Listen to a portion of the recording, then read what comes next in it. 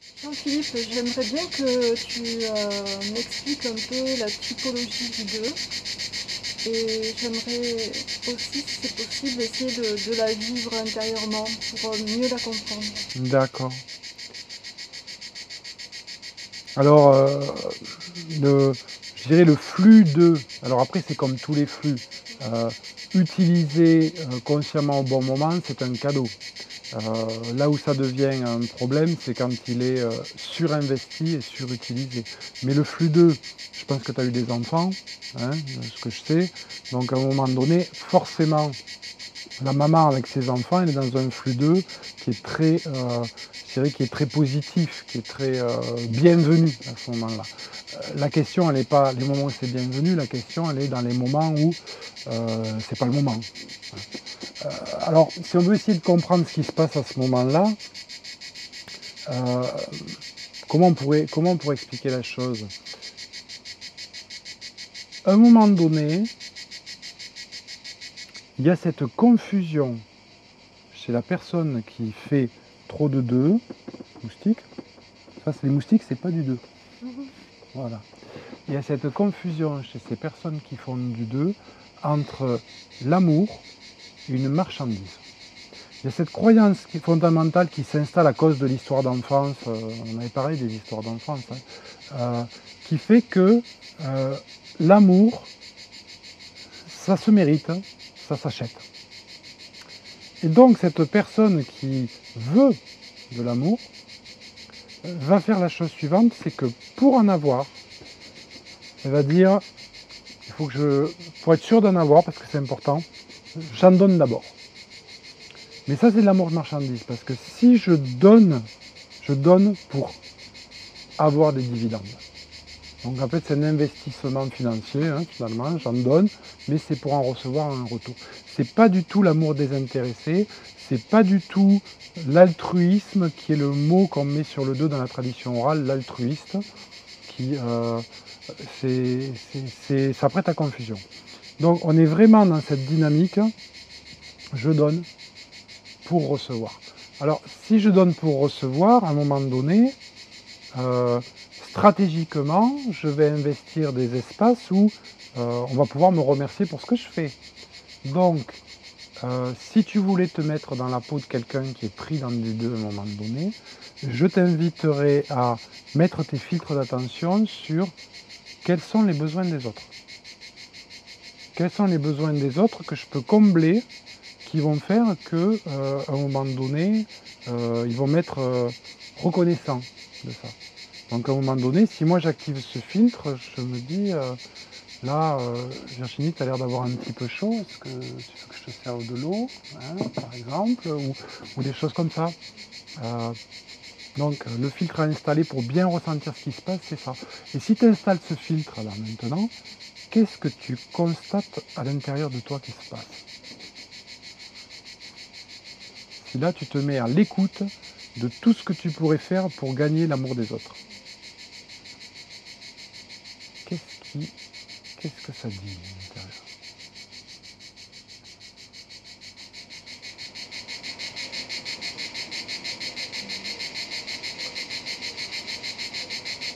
J'ai peut-être besoin de changer de place, peut-être. Peut-être que tu as trop chaud. Ouais. Ça, peut-être. Qu'est-ce que tu voudrais pour aller mieux? D'accord. Ok. Ils sont où tes besoins à toi? Il n'y en a plus. Si tu te mets à l'écoute de l'autre et que je comble les besoins de l'autre, pour pouvoir bien le faire, il faut que toi, tu n'aies besoin de rien. Donc à un moment donné, il faut que tu sois dans l'évitement de tes propres besoins à toi. Et quand il y a un besoin à toi qui monte, je mets un couvercle dessus. Je le réprime complètement. C'est pour ça que peut-être... alors, est-ce que ce sont ceux qui le font le plus? Mais en tout cas, c'est très nettement observé par beaucoup de praticiens d'énéagramme. Le 2 somatise beaucoup. Parce qu'à un moment donné, tout ce que sont les messages de son corps, il met un couvercle dessus. Et à un moment donné, le corps, au bout d'un moment qu'on ne l'écoute pas, eh bien, il crie plus fort. Donc il y a cette tendance à la somatisation très forte qu'on va trouver, qui est complètement logique, puisque moi, j'ai pas de besoin. Tu te sens bien ce qui se joue. Plus chaud. Du coup, tu n'as même plus chaud. Plus du tout, même. Il y a cette espèce incroyable. Hein. Ouais. Ben oui, non, tu es là pour moi. Oui. Ben oui. Et puis c'est tellement... Mais en même temps, qu'est-ce qu'il y a derrière ce tu es là pour moi? Est-ce que tu peux aller jusqu'à sentir la prison? Tu deviens esclave de l'autre. C'est une prison agréable. C'est une prison agréable.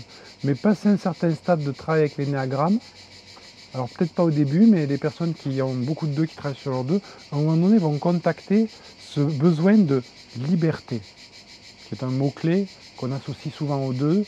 En termes de conquête, c'est la liberté. Parce que à force de se donner des obligations, à je fais le taxi pour un tel, je vais aider un tel, je suis toujours là, à un moment donné, ça étouffe. J'ai besoin de liberté, j'ai besoin de...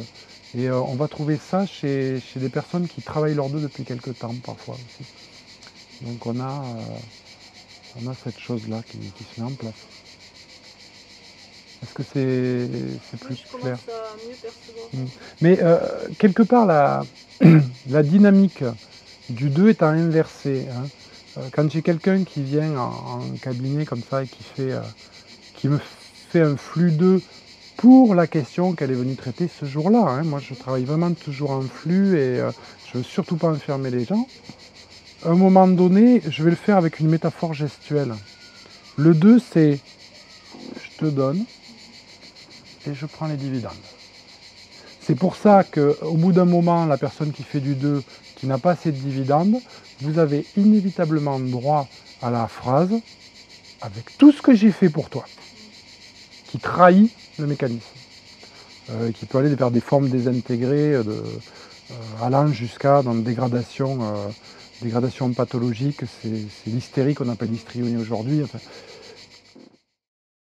notre flux 2 à l'intérieur de nous, parce qu'on a toujours une partie de nous qui est prise là-dedans, même si c'est juste un orteil, c'est à inverser le mécanisme, c'est ne plus faire ceci, mais faire cela.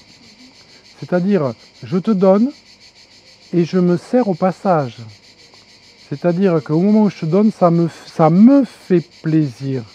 Donc j'ai déjà pris ce que j'ai à prendre dans cet acte de donner. Ce qui fait que s'il y a un retour, c'est super, c'est un bonus. Mais je ne l'attends pas. Parce que je me suis fait traverser en premier par ce don. J'ai d'abord pris en compte mes besoins. Ils n'ont pas été dans l'oubli de mes besoins. C'est vraiment cette bascule.